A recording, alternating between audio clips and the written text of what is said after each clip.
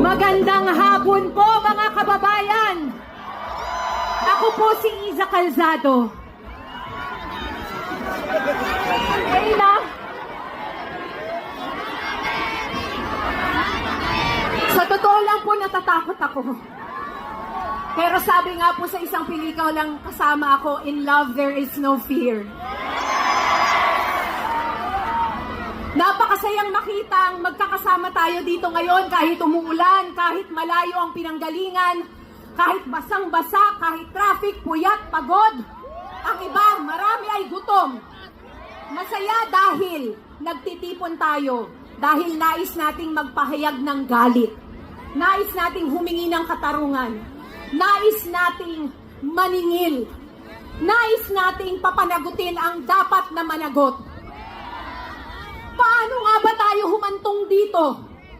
Paulit-ulit na lang, paulit-ulit na lang. At palala ng palala ng palala. Mananahimik pa rin ba tayo? Manonood na lang ba tayo? Magpapatuloy pa rin ba tayo sa buhay natin na parang wala lang nangyari? Hindi na. Dahil noong tayo'y nananahimik at nagbibisi-bisihan at walang pakialam, may mga puwersang nagnanakaw ng bilyong-bilyon, trillions, na dapat sana ay para sa bayan.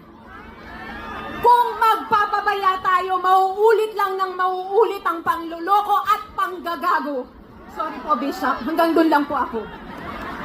Gusto ba natin yun? Nandito ako ngayon bilang artista at manggagawa. Nandito ako ngayon bilang babae. Nandito ako ngayon bilang isang nanay. Bilang isang Pilipino.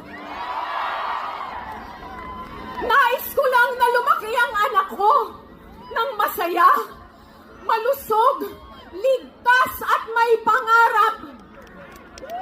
Posible lamang ito kung mabubuhay siya sa isang lipunang makatao. Kung saan may pagmamahal at pagmamalasakit